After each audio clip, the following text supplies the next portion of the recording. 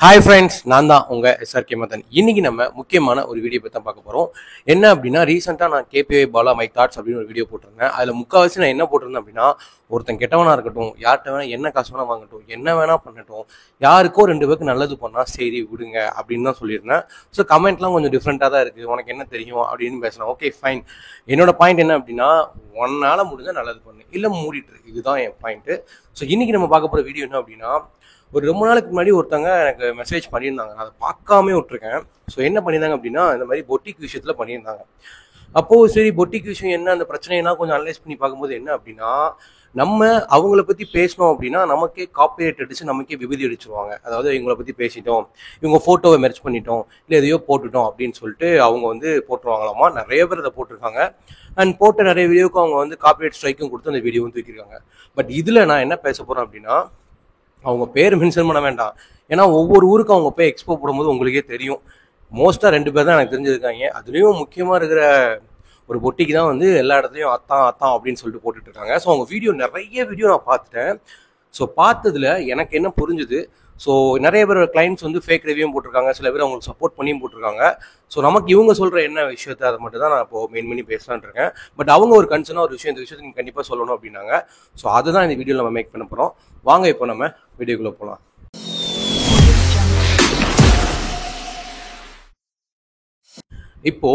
Okay, இப்போ ஒரு business ஒன்று எடுத்துப்போம். ஒரு பொட்டிக் பிஸ்னஸ்னா, ஒரு சாரியை வாங்கி அவங்க சேல் பண்ணுறாங்கட்டும், அந்த மெட்டீரியல் அவங்க எங்கே வாங்குறாங்க, அதோட டிரான்ஸ்போர்ட்டேஷன் எவ்வளவு. ஸோ யாராக இருந்தாலும் ஒரு 100 ரூபாய்க்கு ஒரு சாரி வாங்கினாங்கன்னா 100 ரூபாய்க்கு அதை விற்க மாட்டாங்க. நம்ம எவ்வளோ செலவு பண்ணியிருக்கோம், இங்கேருந்து எவ்வளோ தூரம் நம்ம போயிருக்கோம், மெட்டீரியல் வாங்கியிருக்கோம், நம்ம யாராவது வேலை வாங்கிச்சிருக்கோமா, ஸோ அவங்களுக்கு சேலரி எவ்வளோ கொடுக்கணும், இந்த மாதிரி நிறைய விஷயம் கணக்கு போட்டு தான் அதோட மார்ஜின், நம்ம ப்ராஃபிட் மார்ஜினே ஃபிக்ஸ் பண்ணுவோம். ஸோ ப்ராஃபிட் வச்சு தான் எந்த ஒரு பிஸ்னஸ்னாலும், க்ரோத்னாலும் சரி, சேல் எதுனாலும் ப்ராஃபிட் மார்ஜின் இருக்கும். ஏன்னா எக்ஸ்போ அப்படின்னு போடுறது சும்மா கிடையாது. அந்த இடத்துக்கு நம்ம வாடகை கொடுக்கணும், அதுக்கு அத்தனை பேர் ஆள் வைக்கணும், அங்கே இருக்கிற எல்லா லைட் செட்டிங் எல்லாமே நம்ம செட் பண்ணி வைக்கணும், வச்சு மைக்கு எல்லாமே செட் பண்ணி வச்சு தான் ஒரு செலவு பண்ணி தான் அந்த எக்ஸ்போ நம்ம நடத்தணும். அப்படின்ற போது 100 ரூபாய்க்கு வாங்கின சரி 100 ரூபாய்க்கு கொடுத்து எனக்கு என்ன ப்ராஃபிட் இருக்கு, அது போக நான் எக்ஸ்ட்ரா எவ்வளோ செலவு பண்ணியிருக்கேன், இதெல்லாம் கணக்கு பண்ணி தான் நம்ம வந்து ஒரு சாரியை விற்கவும் முடியும். இன்னொன்று என்ன அப்படின்னா, நிறைய இடத்துல இப்போ ஒரு ஆப்ல வாங்குற ஒரு சாரி இருக்கட்டுமே, ஒரு 500 ரூபாய் கிடைக்குன்னா இன்னொரு ஆப்ல 300 ரூபாய் கிடைக்கும், இன்னொரு ஆப்ல 100 ரூபாய் கிடைக்கும், இன்னொரு ஆப்ல 150 ரூபாய் கிடைக்கும். அது ஒவ்வொரு டைப் ஆஃப் வித்தியாசமான டிரான்ஸ்போர்ட்டேஷன், அந்தந்த செலவு, அந்த இதை பொறுத்து. இப்போ இந்த மைக்கே நான் யூஸ் பண்றேன் அப்படின்னா, இந்த மைக் வந்து இப்போ இது ஒரு கம்பெனியோட மைக், அதாவது கிரனரோன்னு சொல்லிட்டு ஒரு மைக். இதே மைக் அப்படியே அச்சஸ்லாம் நிறைய இருக்கும். ஸோ ஒவ்வொன்றும் ஒரு கம்பெனி இருக்கும், ஒவ்வொன்றும் ஒரு ரேட் இருக்கும். 300 ரூபாய்க்கு இருக்கும், 600 ரூபாய்க்கு இருக்கும், 2000 ரூபாய்க்கு இருக்கும், 5000 ரூபாய்க்கு இருக்கும். ஸோ நம்ம எதை சூஸ் பண்ணி வாங்குறோன்னு இருக்கு, அந்த குவாலிட்டிக்கு ஏற்றாப்புல அந்த ப்ராடக்டோட இது இருக்கும். இந்த பொட்டிக் விஷயத்தில் என்ன நடக்குது அப்படின்னா, மோஸ்ட் அவங்க என்ன சொல்றாங்க அப்படின்னா, இப்போ அவங்க சாரீ விற்கிறாங்க, நான் தான் அந்த இடத்துக்கு போறேன், நான் தான் அந்த சாரியை வாங்குறேன். இப்போ எனக்கு அது பிடிச்சிருக்கு பிடிக்கல அப்படின்றத விட, அங்கே போகிறப்போ அங்கே இருக்கிற லைட் செட்டிங் அண்ட் அதை வந்து யார் வியர் பண்ணி அதை பண்ணுறாங்களோ அவங்க நல்லா மேக்கப் போட்டு, நல்லா ஜுவல்லரி கவரிங்ல கோல்டு நல்லா வாங்கி போட்டுட்டு, ஸோ அவங்க கலருக்கு எந்த ட்ரெஸ் போட்டாலும் எடுப்பாரு. அதாவது நார்மலாக ஸ்கின் டோன் தான். ஒரு ட்ரெஸ் போடுற கருப்பாக இருக்கிறவங்களுக்கு செட் ஆகாது, ஒயிட்டாக இருக்கிறவங்களுக்கு எப்படி போட்டாலும் செட் ஆகும் அப்படின்னு ஒன்று இருக்குல்ல. ஸோ இவங்க என்ன நினைக்கிறாங்கன்னா, அவங்கள பார்த்து ட்ரெஸ்ஸாக செம்ம அழகாக இருக்காங்க, அவங்களுக்கு இந்த ட்ரெஸ் செம்ம சூப்பராக இருக்குது, எப்பா நம்மளும் வாங்கி போட்டால் அப்படி இருக்கும் அப்படின்ற ஒரு மார்க்கெட் ஸ்ட்ராட்டஜி அவங்க பண்ணுறாங்க. ஸோ மேக்கப் போட்டு நல்லா இது பண்ணி, அவங்க எடுக்கிற கேமராஸ்லாம் பார்த்தீங்க அப்படின்னா நல்லா டிஎஸ்எல்ஆர் நல்லா ஹை குவாலிட்டியாக எடுக்கிறாங்க. ஸோ எல்லாமே அவங்க வந்து என்னென்னா கவர்ச்சியாக நம்ம வீடியோவில் பார்க்கும்போது, சார் இந்த ட்ரெஸ்ஸை நம்ம போட்டால் அப்படி இருக்கும்டா அப்படின்னு. ஆனால் அவங்க யூஸ் பண்ணுற மேக்கப் கிட்டாக இருக்கட்டும், அவங்க யூஸ் பண்ணுற கேமரா நம்ம யூஸ் பண்ண மாட்டோம். நம்ம போகிறது நார்மலாக ஒரு ஃபங்க்ஷன், அங்கே அந்தளவுக்கு லைட் செட்டிங் இருக்குமா கூட தெரியாது.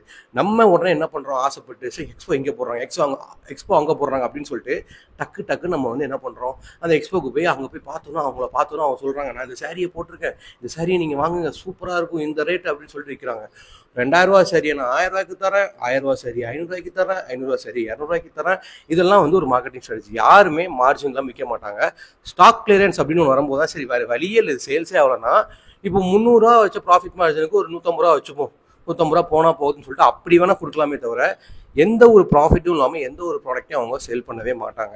இன்னொன்று, நீங்கள் அங்கே போய் ஏமாறுற விஷயம் என்ன அப்படின்னா, அங்கே இருக்கிற லைட் செட்டிங்காக இருக்கட்டும், இல்லை அங்கே இருக்கிற லைட்ஸ், அந்த லைட்டுக்கு அந்த ட்ரெஸ்ஸை பார்க்கும்போது சூப்பராக இருக்கும். நம்ம வீட்டில் வந்து நம்ம லைட்டை போட்டு அந்த ட்ரெஸ்ஸை பார்த்தோம் அப்படின்னு நல்லா இருக்கும். இவங்க சொன்ன மெயின் விஷயம் என்ன அப்படின்னா, நான் அங்கே போகிறேன், அங்கே நல்லா இருக்குது, எடுத்துகிட்டு நான் வரேன், ஒரு நாள் யூஸ் பண்ணுறேன், அடுத்த நாள் அது வந்து நான் ஒரு ட்ரெஸ்ஸை வாஷ் பண்ணாலோ இல்லை ஏதோ பண்ணாலோ நூல் வந்துடுது பிரிஞ்சிடுது அப்படின்றாங்க. நான் ஒரு 1500 எடுத்த சேலரி வந்து ஒரு சாரி வந்து எனக்கு வந்து அந்த அளவுக்கு ஒர்த்தாக இருந்த மாதிரி இல்லை. ஆனால் அங்கே பார்க்கும்போது ஒர்த்தாக இருந்துச்சு, வாங்கி போடும்போது ஓகேவா இருந்துச்சு, ஒரு வாட்டி யூஸ் பண்ணக்கப்புறம் அது வந்து வேஸ்ட்டாக போட மாதிரி இருக்குது, மெட்டீரியல் சரியில்லை, இது சரியில்லை அப்படின்றாங்க. நான் என்ன சொல்கிறேன் அப்படின்னா, கடைக்கு போய் வாங்கினாலும் இதே பிரச்சனை இருக்கும், இவங்ககிட்ட போய் நீங்கள் வாங்கினாலும் அதே பிரச்சனை தான் இருக்கும். ஆனால் இதில் மெயின் கன்சர்ன் என்ன அப்படின்னா, சப்போஸ் மெட்டீரியல் பிரச்சனை அப்படின்னா இப்போ நம்ம போய் கஸ்டமர் கேர் அப்படின்னு ஒன்று இருக்கும், இவங்களும் அதே மாதிரி வச்சுருக்காங்க. நீங்கள் போய் ரெஸ்பான்ஸ் பண்ணால் அவங்க ரெஸ்பான்ஸ் பண்ணணும். ஆனால் ரெஸ்பான்ஸ் எல்லாமே ரொம்ப ரக்கடாக லேட்டாக, சில பேருக்கு ரெஸ்பான்ஸே கிடையாது. இதெல்லாம் இப்படி தான் அவங்களுக்கு ஒரு கிட்டே இப்படி தான் நாங்கள் இருப்போம், இப்படி தான் பண்ணுவோம், வேணா இது பண்ணுங்க, இல்லைனா அவ்வளோதான். ப்ராப்பர் ரெஸ்பான்ஸே இல்லை. அவங்க தான் சொல்கிறாங்க ரெஸ்பான்ஸ் இருந்தால் தான் நம்ம நம்பி போய் வாங்க முடியும், ரெஸ்பான்ஸே கொடுக்கல நம்ம என்ன பண்ண முடியும் அதாவது மெயின் மேட்ரு என்ன அப்படின்னா ஒரு ரெஸ்பான்ஸ் தான். நான் ஒரு பொருளை விற்கிறேன், அந்த பொருளுக்கு முழு ரெஸ்பான்சிபிலிட்டி நான் தான். இத்தனை நாள் அது நல்லா இருக்கும், ஒரு வாட்டி போட்டக்கப்புறம் அது போச்சு அப்படின்னா அந்த 1500 என்ன வேல்யூ இருக்குது?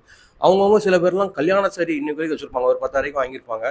இத்தனை நாள் வச்சிருந்தாலும் இல்லை வேறு ஏதாவது சரியாக இருக்கட்டும், கல்யாண சாரி கூட மோஸ்ட்டாக எல்லாருமே 1 டைம் 2 டைம்ஸ் தான் யூஸ் பண்ணுவாங்க, அதனால் விட்டுருங்க. மற்றபடி ரெகுலராக வாங்குற சாரி கூட ஒரு 10 நாள் இருக்கும், 15 நாள் இருக்கும். ஒரு 1500 2000 கொடுத்து நான் வாங்குற சாரி ஒரே ஒரு வாட்டி நான் போட்டு அதுக்கப்புறம் அது யூஸே என்னால் பண்ண முடியல அப்படின்னா அது வேஸ்ட்டு தானே அந்த ப்ராடக்ட்டு.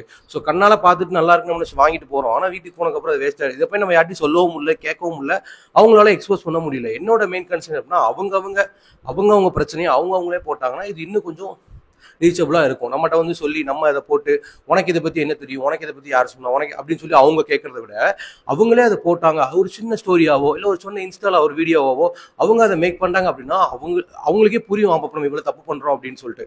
மோஸ்ட்டாக இப்போ எல்லாரும் என்ன பண்ணுறாங்க அப்படின்னா கொஞ்சம் அமௌண்ட் ஏதோ கடனோ இல்லை லோனோ ஏதோ ஒன்று வாங்கிட்டு ஸோ டக்குன்னு எக்ஸ்போ போட்டு, ஏன்னா ஒரு ப்ராடக்ட்டை இந்த ஊரில் இந்த இடத்துல தான் இருக்குது அப்படின்னா அந்த ஊரை மட்டும் தான் கவர் பண்ண முடியும். ஒவ்வொரு ஊருக்காக போய் விற்கிறாங்க அப்படின்னா ஒன்று இந்த ஊருக்கு போய் இந்த இடத்துல நம்ம இது பண்ணோம் அப்படின்னா அந்த இடத்துல நல்லா ஓடும், டக்குன்னு அவங்க வாங்குவாங்க. ஏன்னா இப்போ எல்லாரும் எக்ஸ்போ அப்படின்னா 60 ரூபாய்க்கு நாங்கள் ஃபுல்லாக ப்ராடக்ட்லாம் விற்றுருவோம், 100 ரூபாய்க்கு எல்லா ப்ராடக்ட்டும் விற்றுரும் அப்படின்னு எக்ஸ்போ எல்லா இதுக்கும் எக்ஸ்போ போட ஆரம்பிச்சிட்டாங்க.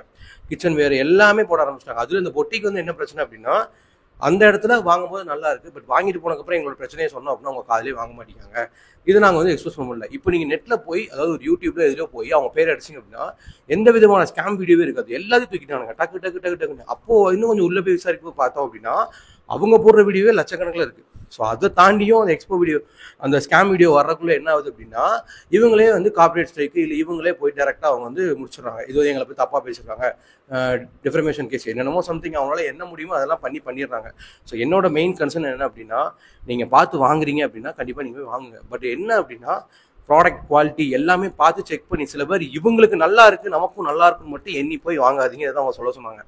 அவங்கள பார்க்கும்போது அவங்க நல்லா இருக்காங்க, அவங்க மேக்கப் போட்டிருக்காங்க, அவங்களுக்கு ஏதாவது டிஎஸ்ஆர் கேமரா வச்சு நல்லா எடுத்து நீட்டாக வச்சுருக்காங்க, அதை பார்த்துட்டு நானும் வாங்குறேன், நான் வாங்கிட்டு போய் அதுக்கான குவாலிட்டி இல்லை அதுக்கான இது இல்லைன்னா அவங்களுக்கு எது போட்டாலும் நல்லா இருக்கும்.